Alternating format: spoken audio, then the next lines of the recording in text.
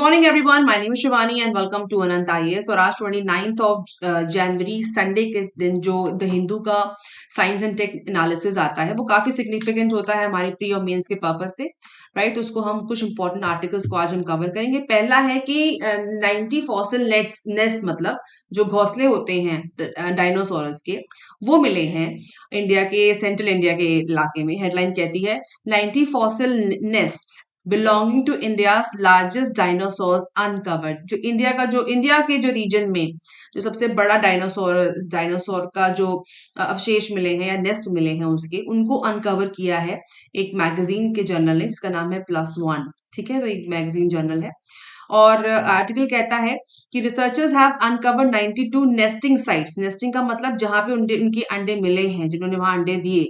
Nesting sites containing a total of 256 fossil eggs, मतलब अवशेष मिले 256 fossil eggs in central India's Narmada Valley belonging to Titanosaurus। इस dinosaurs की type है टाइटेनोसोरस के एग्स के फॉसिल एग्स या फॉसिल अवशेष मिले हैं।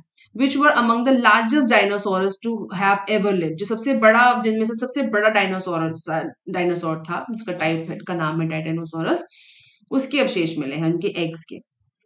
Now reveals intimate details about the lives of Titanosaurus in the Indian subcontinent। ठीक है, जैसा कि हम सब जानते हैं कि जब आप थोड़ा और पीछे जाते हैं टाइम में, ध्यान दीजिएगा। तो जो हमारा इंडियन प्लेट है, याद करिएगा कि जो प्लेट टेक्टोनिक्स की हिस्ट्री में जो हम ज्योग्राफी में बताया जाता है कि सारी प्लेट्स पहले एक ही जगह कनेक्ट हुआ करती थी, एक ही सर्कल में कनेक्ट हुआ करती थी। और टाइम के साथ ये प्लेट टूटी और धीमे धीमे मूव करते करते आके इंडियन प्लेट जो है यूरेशियन प्लेट में या फिर एशियन प्लेट में जाकर के हिट हो गई। ये हम पढ़ते हैं ज्योग्राफी में। तो जो आज ये जो फॉसिल मिल रहे हैं एग्स के, वो ये इंडियन सब कॉन्टिनेंट इसी का हिस्सा नहीं है। ये पहला इंडियन कॉन्टिनेंट का जो प्लेट है, जो इंडियन प्लेट है, वो भी पहले किसी और प्लेट की हिस्सा हुआ करती थी, टूट के यहाँ पे आके लगी है। तो जो सेंट्रल इंडिया में जो ये फॉसिल मिल रहे हैं, इनका ज्योग्राफिकल सिग्निफिकेंस कुछ और है, पर आज जो ये मिल रहे हैं वो कहलाए जा रहे हैं इंडिया में। पर अगर देखें तो इंडिया भी पहले किसी और कॉन्टिनेंट का पार्ट होता था। अगर आप ज्योग्राफी में जाएंगे तो इस चीज को समझेंगे। Right now, the Lametta formation located in the Lametta formation है located Narmada Valley is well known for fossils of dinosaur skeletons and eggs of late Cretaceous period। ध्यान दीजिएगा, Lametta formation को याद रखिएगा, इस पे प्रीवियस क्वेश्चन पूछा जा सकता है, कहाँ है, इससे क्या सिग्निफिकेंस है, क्या करते हैं। तो नर्मदा वैली में है और ये डायनासोर के स्केलेटन्स एक्स के लिए जो है रिसर्च करते हैं, उनके फॉसिल्स के ऊपर। पीरियड जो of the late Cretaceous period that lasted from about 145 to 66 millions years ago. इतने पुराने समय की बात हो रही है, तो रिसर्चर्स सेड। ठीक है, तो लेमेटा फॉर्मेशन को याद रखिएगा, साथ ही साथ टाइटेनोसोरस को याद रखिएगा और +1 को भी याद रखिएगा कि इन्होंने क्या पब्लिश किया। Now, detailed examination of these nets allowed researchers at the University of Delhi में अब इसका रिसर्च होगा और आगे की कहानी पता चलेगी। Now, they identified 6 different egg species suggested in a higher diversity of titanosaurs that what is represented by the skeletal remains from this region। तो जब रिसर्च इसमें और होगा तो पता चलेगा। तो हमारे लिए इंपॉर्टेंट क्या है कि कौन से टाइप के डायनासोर का जो हमें फॉसिल मिले हैं, साथ ही साथ किसने इसको छापा है, और जो लेमेटा फॉर्मेशन है वो क्या करता है, और फाइनली इस पे क्या उनकी और स्टडी है। उनकी वेबसाइट पे जाके आप उसको और एक्सप्लोर कर सकते हैं। प्री के लिए ये चीज इंपॉर्टेंट मुझे लग रही है। नाउ इसके साथ ही साथ certain pathologies found in the egg such as a rare case of egg in egg indicate that Titanosaurus sauropods had a reproductive physiology that parallels that of birds and possibly laid their eggs in a sequential manner as seen in the modern birds। तो उनके अंदर कुछ ऐसी चीजें sauropods या फिर ऐसा reproduction system था, प्रोडक्शन रहा, उनके एग्स की स्टडी से पता चलता है कि in such a rare case of egg in egg जो चीज बता रहे हैं देखी गई है, that are reproductive physiology that parallels that of birds. जो बर्ड्स के जो कहना चाहिए फीचर्स होते हैं उनसे मैच करता है। And possibly laid their eggs in a sequential manner, और सीक्वेंशियल मैनर में जैसे मॉडर्न बर्ड्स आज की पक्षी करते हैं, वैसे उन्होंने इसको एग्स इन एग्स में उन्होंने नेस्ट किया। और ये कुछ चीजें समझ में आ रही हैं as per the pathologies found by the available fossil.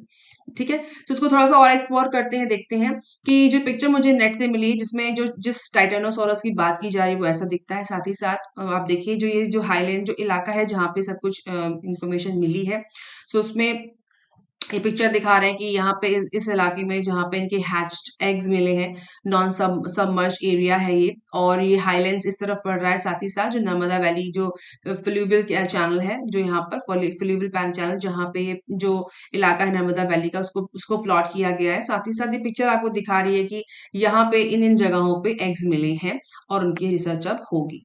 Now जब उनकी +1 की वेबसाइट पे मैं गई तो ये वहां पे पब्लिश भी है, आप जाके डबल चेक कर सकते हैं। New late cretaceous titanosaurus sauropod dinosaur egg clutches from lower Narmada valley India, और इन्होंने इसको पूरा डिटेल में छापा है, पूरा इसका एब्स्ट्रैक्ट और डिटेल वहां पे है, आप उसको पढ़ सकते हैं, प्रिपरेशन के लिए इसको ऐड ऑन कर सकते हैं, ये प्री के पर्पज से इंपॉर्टेंट है। और कुछ फैक्चुअल चीजें आप देखेंगे ज्योग्राफी के आस्पेक्ट से भी इंपॉर्टेंट है, जहाँ पे हमें जानते हैं कि जो हमारी प्लेट है, इंडियन प्लेट है, वो पहले इसी यूरेशियन प्लेट का हिस्सा नहीं होती थी, आज भी वो सबमर्ज हो रही है, हिट करती है यूरेशियन प्लेट को, तो उसके हवाले से भी कुछ आप क्वेश्चंस को प्रिपेयर करना चाहिए, कर सकते हैं। नाउ इसको और एक्सप्लोर जब मैंने किया तो उन्होंने इंडिया के मैप में इसको दिखाया है बाकायदे कि सिटी डायनासोर एक्शल्स कहाँ मिले हैं, उसके साथ ही साथ थेरोपॉड एक्शल्स कहाँ मिले हैं, डेकन ट्रैप्स और लेमिटा फॉर्मेशन उन्होंने पूरा लोकेट करके आपको पिक्चर में बताया है। इसका स्क्रीनशॉट आप ले सकते हैं, जहाँ पे उन्होंने बताया है कि डायनासोर के एक्शल्स कहाँ है, थेरोपॉड के एक्शल्स कहाँ मिले हुए हैं, ये टाइप्स है उसमें लिखा हुआ है। Map of India showing the distribution of late Cretaceous dinosaur eggs and nesting sites, and outline of India courtesy of the University of Texas Libraries, the University of Texas at Austin। ठीक है, तो इसके हवाले से आपको इस picture को देख करके आपसे पूछा जा सकता है क्वेश्चन कि कहाँ पे इसको लोकेट किया गया है, कहाँ पे इसके एग्स मिले हैं, just to for pre purpose important है।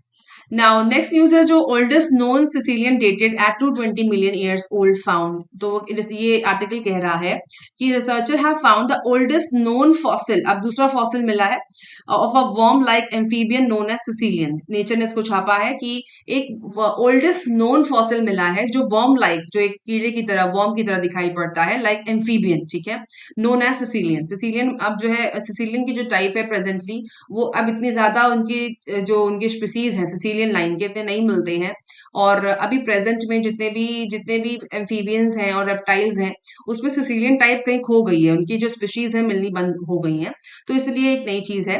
The findings extend the Sicilian fossil recorded 35 million years, जो रिकॉर्ड किया गया है, द फाइंडिंग्स जो जो ये फॉसिल है इसको रिकॉर्ड किया गया कि 35 मिलियन ईयर्स पुराना है। The creature combines features found in common ancestors of living caecilian and with those of an extinct group of amphibians called the dissorophoid temnospondyls. मतलब ये कह रहे हैं कि जो ये टाइप मिला है कॉम्बिनेशन है एम्फीबियंस का और सिसिलियन का, ठीक है। नाउ हमारे लिए इंपॉर्टेंट क्या बनता है कि एम्फीबियंस क्या होते हैं, उनको इनके बारे में समझना जरूरी है। It bridges the gap between the modern caecilian and extinct tetrapods and confirm the position of caecilians within the lissamphibia. Lissamphibia एक टाइप है जिसके अंदर फ्रॉग्स आते हैं, तो कह रहे हैं सिसिलियन, ये कह रहे हैं कि कंफर्म करता है पोजीशन सिसिलियन की, जो जो लेसम्फीबिया के अंदर जो सिसिलियंस आते हैं टाइप, उसको कंफर्म करता है, और साथ ही साथ एक कॉम्बिनेशन है एम्फीबियंस और सिसिलियन की पोजीशन का।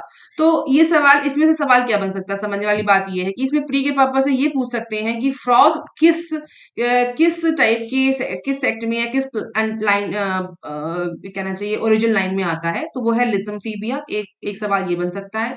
साथ ही साथ जैसे कि ये पिक्चर कह रही है कि Hey frog, I'm wondering why no one remembers me. The Sicilian कह रहा है कि मुझे कोई क्यों नहीं जानता। When people think about amphibians, जब लोग amphibians के बारे में समझते हैं, सोचते हैं, they usually don't think about Sicilians। तो मतलब Sicilian एक टाइप होता है जिसके अंदर amphibians और reptile के कुछ कुछ कॉम्बिनेशन होता है, ध्यान दीजिएगा। लेकिन फ्रॉग जो है वो लिसम्फीबिया के अंदर आता है, ये तो कंफर्म है। तो ये आप ये क्वेश्चन आ सकता है प्री के पर्पज से कि रेप्टाइल्स और एम्फीबियंस में क्या, सिसिलियन या फिर एम्फीबियंस में क्या फर्क होता है। नाउ ये पिक्चर मुझे इस आर्टिकल की नहीं है, मुझे गूगल से मिली, just to give you the illustration about this thing. Now अब समझने वाली बात ये है कि एम्फीबियंस और रेप्टाइल्स में क्या फर्क होता है, कौन कौन से टाइप्स होते हैं, ये प्री में पूछा जा सकता है। ये बेसिक साइंस है और बेसिक साइंस में चीजें पूछी जा सकती हैं, कोई बड़ी बात नहीं है। Now amphibians and reptiles are both ectothermic, मतलब एक्टोथर्मिक का मतलब होता है कोल्ड ब्लडेड। जो एम्फीबियंस होते हैं और रेप्टाइल्स होते हैं दोनों ही कोल्ड ब्लडेड होते हैं, और वर्टिब्रेन को बोला जाता है cold blooded vertebrae. But there are difference between them, दोनों में डिफरेंस है। एम्फीबियंस में क्या फर्क होता है, रेप्टाइल्स में क्या होता है कि एम्फीबियंस में बॉर्न विद गिल्स, जिससे वो फेफड़े से सांस लेते हैं, वो गिल्स होते हैं, और रेप्टाइल्स में लंग्स होते हैं, ध्यान दीजिएगा। और एम्फीबियंस में इनकी जो स्किन होती है थिन होती है, मॉइस्ट स्किन होती है। रेप्टाइल्स की स्किन जो होती है ड्राई स्किन होती है और हैवी स्किन की इनकी स्किन होती है, जिसमें हमारे टोटोइज आता है, लिजर्ड्स आते हैं और ये स्नेक भी आता है। और एम्फीबियंस में आते हैं फ्रॉग आता है। वैसे एक फ्रॉग आता है लिसमफीबिया में, लेकिन एम्फीबियन का ही सब टाइप है। और साथ ही साथ इसमें लिजर्ड्स आती हैं जिनकी स्किन इस तरीके की होती है। नाउ ले जेली लाइक एग्स होती हैं एम्फीबियंस की, जो जो होती है, इनके जो एग्स होते हैं ले जेली लाइक एग्स इनके हैच करते हैं ये। और दे ले लेदरी एग्स विद शेल, और इनके जो एग्स होते हैं वो लेदरी होते हैं। साथ ही साथ एम्फीबियंस मोस्ट अंडरगो मेटामॉर्फोसिस और हैचिंग लुक लाइक अडल्ट्स। ये जो एग्स हैच करते हैं, ये प्रोसेस है मेटामॉर्फोसिस के अंदर जाते हैं और ये जो है एग्स हैच करते हैं लाइक अडल्ट्स। ये बेसिक डिफरेंस है। साथ ही साथ आप साइंस की अपनी बेसिक स्टडी में इन दोनों के बेसिक डिफरेंस को आप देख सकते हैं, और चाहे तो आप सिसिलियंस को भी इसमें ऐड कर सकते हैं। एक नई चीज हमको समझ में आ रही है फिलहाल स्टडी के हिसाब से। बट अगर आप बहुत साइंस में नहीं जाए तो भी फिर भी एम्फीबियंस और रेप्टाइल्स के बेसिक डिफरेंस को आप समझिए, और उनके एग्जाम्पल जरूर याद रखिएगा कौन कौन से एम्फीबियंस होते हैं, कौन कौन से रेप्टाइल्स होते हैं, उनके बेसिक उनका फीचर क्या है। Okay. Now next news है obesity linked to the heightened risk of frailty in older age। ध्यान दीजिएगा, जो मोटापा है, ये आर्टिकल कहता है जो मोटापा है वो आपकी रिस्क को बढ़ाता है। रिस्क क्या है? फ्रेल्टी का मतलब कमजोरी, आसानी से टूट जाना, आसानी से इफेक्ट हो जाना। सो क्या कह रहा है कि carrying far too much weight including a midriff bulge. Midriff मतलब ये पेट के आसपास का जो फैट है, from midlife onwards is linked to a heightened risk of physical frailty in older age। BMJ open करके जर्नल है, उसने साइंस जर्नल है, उसने इसको छापा है कि अगर आप अब कम एज से ज्यादा मोटापा गेन कर लेते हैं अपने पेट के आसपास, तो क्या होता है आपकी फ्रेल्टी की चीजें बढ़ जाती हैं। फ्रेल्टी क्या कि आपकी बॉडी में वीकनेस ज्यादा होगी, आप गिर सकते हो, आपकी हड्डियां टूट सकती हैं, ये सब चीजों का रिस्क बढ़ जाता है।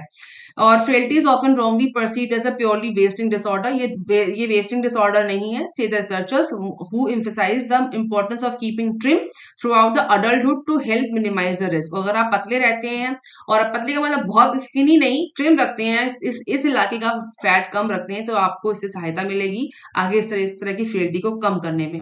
Mounting evidence suggest that obese older adults may be at increased risk because of obesity aggravates the age-related decline in muscles, strength, aerobic capacity and physical function। और जैसे हम सब, ये तो काफी एविडेंट है कि अगर आप मोटापा अपने आप पेट के आसपास या बॉडी में एंगेज करते हैं, तो टाइम टू टाइम आपकी जो बॉडी की जो मसल्स हैं वो डिक्लाइन करती हैं, उनकी स्ट्रेंथ डिक्लाइन करती है, आपकी एरोबिक एक्टिव कैपेसिटी कम हो जाती है, फिजिकल फंक्शन भी कम हो जाते हैं मोटापे की वजह से। इसलिए कहते हैं मोटापा खराब है हर किसी हालत में। तो इसके कॉन्सिक्वेंसेस क्या होते हैं कि आप गिर सकते हो। फॉल्स मतलब आपकी बॉडी में जो हड्डियां हैं वो टूटनी चटकनी चालू हो जाती हैं, और उनकी जो स्ट्रेंथ है वो कम हो जाती है। Injuries, worsening disability, acute illness, hospital admission, care home admission और मोर्टालिटी, ये सारी कॉन्सिक्वेंसेस है फ्रेल्टी के।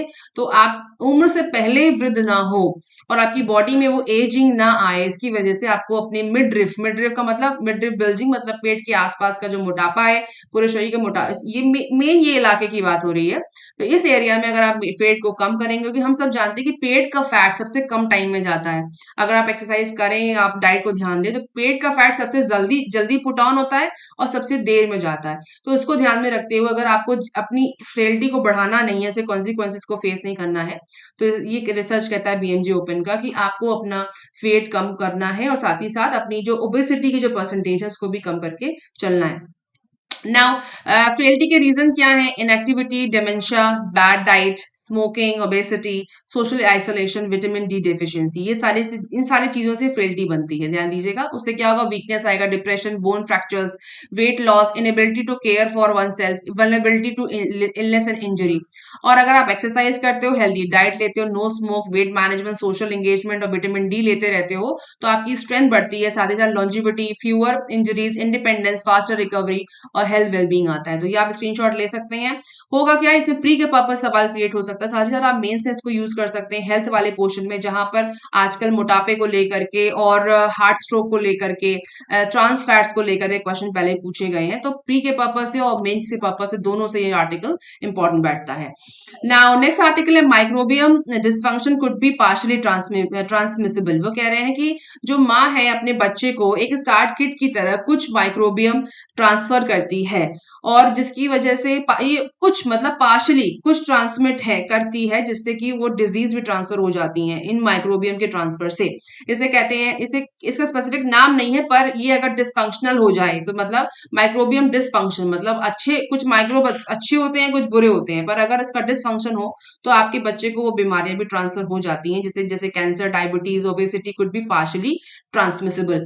सो ये कह रहे हैं कि ह्यूमन माइक्रोबियम को अगर सर्च करें तो उससे क्या है, बैक्टीरिया, फंजाई, वायरसेस, आर्की, मतलब ये सारी चीजें ट्रांसफर हो सकती हैं जो माउथ से जुड़, तो माइक्रोबियम माउथ में भी होते हैं, डाइजेस्टिव सिस्टम में भी होते हैं, स्किन में भी होते हैं और यूरोजेनाइटल भी होते हैं। आपकी पूरी बॉडी में अगर आप देखें तो ये माइक्रोबियम होते हैं, अच्छे बुरे दोनों। तो ग्लोबल स्टडी कहती है कि जो माँ है एक स्टार्टर किट होती है अपने बच्चे को ट्रांसफर करने में, तो हमको तो हेल्दी रहना ही है, साथ ही साथ अगर हम हेल्दी रहेंगे तो हमारे बच्चे भी हेल्दी रहेंगे, इसका एम्फेसिस है इसके ऊपर।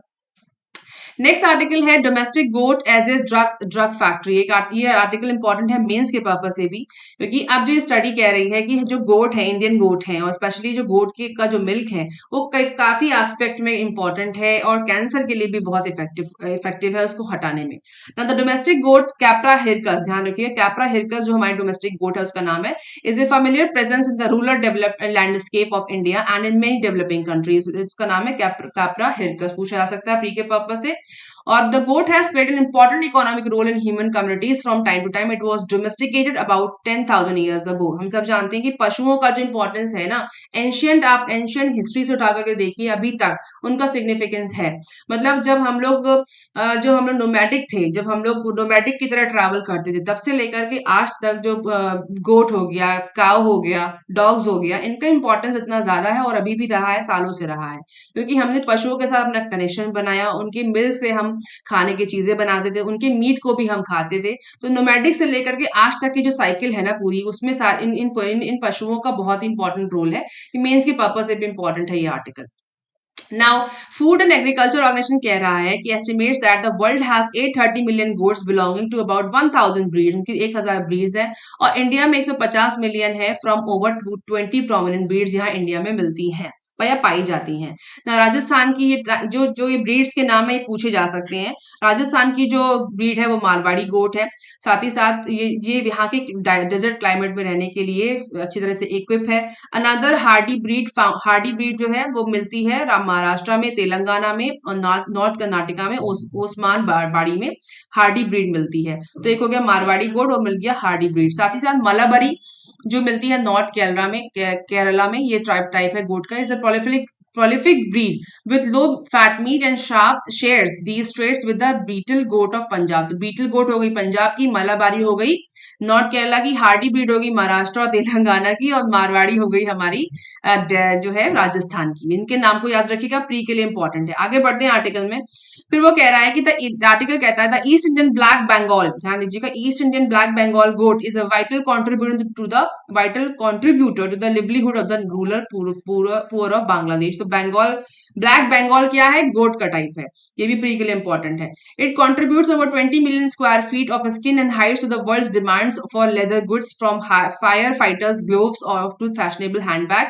और ये इतनी सारी चीजों में इसका प्रयोग होता है, इसके स्किन का, और इनके स्पेशली स्किन की बात हो रही, मीट तो खाया जाता है, इनका प्रयोग होता है। As many farmers lack the space of funds to rear cattle, the goat is rightly called the poor man's cow, और इसे poor man's cow भी कहा जाता है गरीब लोगों की जिंदगी की गुजर बसर करने के लिए। Indian highlands have a scant population of wild goats from which domestic goats or sheep have evolved. This include Markhor and the Himalayan and Nilgiri Thar। इसको तुम नाम जानते हैं, पूछा भी गया है प्री में पहले भी। नीलगिरी थार और मारखोर जो है हिमालयन गोट है, इसको भी प्री में पूछा जा सकता है। सारी लिस्टिंग बना लीजिएगा, इंपॉर्टेंट है बहुत ज्यादा। Now, genes from Indian goats spread to the all parts of the world during the golden age of steamships। और ये कह रहे हैं कि गोल्डन एज, जो steamships का गोल्डन एज था, उसने इंडियन गोट की ब्रीड्स को बहुत एक्सपेंशन दिया है। तो गोल्डन एज ऑफ steamships क्या था, ये भी आपके प्री के पर्पज से इंपॉर्टेंट है, और इसको हम इस आर्टिकल पे कुछ मेंस पे बन सकता है, मुझे ऐसा लगता है। Now, goats laden on ships heading to Europe from India provided milk and meat on the months long journey। So ये सारी चीजें तो है, साथ ही साथ Jamunapari goat of Uttar Pradesh, Jamunapari Uttar Pradesh were favoured as they yield 300 kilogram of milk during 8 months of lactation. ध्यान दीजिएगा, उससे मिल्क का क्वांटिटी भी ज्यादा है। Once in England, the Jamnapari was the bred with local breeds to produce the Anglo Nubian, Anglo Nubian भी जो type है, इस पिक्चर में एंग्लो नूबियन को ही दिखाया गया है। A champion producer of high fat milk, इनसे हाई फैट मिल्क निकाला जाता है। और इनका जो लोकल ब्रीड से प्रोड्यूस किया जाता है, जो एंग्लो नूबियन कहा जाता है, जिनको जो England on once the England Jamunapari was bread, तो इनको जो मिक्स करके जो ब्रीड बनाई गई है वो एंग्लो नूबियन है, और उनसे हाई फैट मिल्क लिया जाता है। इसकी पिक्चर यहाँ दी हुई है। अच्छा, अब मेन कॉन्सेप्ट पे आते हैं, कह क्या रहे हैं इस आर्टिकल से इतनी टाइप बताने के बाद, कि इनका जो मिल्क प्रोडक्शन है, जो इन गोट से मिल्क निकलता है, ध्यान दीजिएगा, उसमें एक तरीके का एक एक हार्मोन बनता है, जिसे जो इस लाइन को पढ़ते हैं, with the generation time of about 2 years and plenty of milk production, it is not surprising that goats have attracted the attention of biotechnologies company. अब बायोटेक्नोलॉजी कंपनी भी इसके ऊपर ध्यान दे रही है, क्या, wishing to produce therapeutic proteins in bulk. हाँ, तो जिसमें एक थेराप्यूटिक प्रोटीन होता है, उसके यूज पे बात आई है। The first success came with Atrin, that the trade name for a goat produced antithrombin third, ध्यान दीजिएगा, इसको याद दीजिएगा, एंटीथ्रोम्बिन थर्ड मॉलिक्यूल इसमें मिलता है, इसके प्रोटीन में। और antithrombin keeps the blood free from clots, और एंटीथ्रोम्बिन जो खून को जमने से रोकता है। And its deficiency usually inherited can lead to serious complication, और इसकी कमी से, जो एंटीथ्रोम्बिन 3 है, इस डेफिशिएंसी की कमी से खून जम सकता है और उससे डेथ के चांसेस बढ़ते हैं, जो एक बहुत सीरियस एक तरह का डिसऑर्डर है, such as pulmonary embolism. Affected individuals need antithrombin injections twice a week, usually purified from a denoted blood.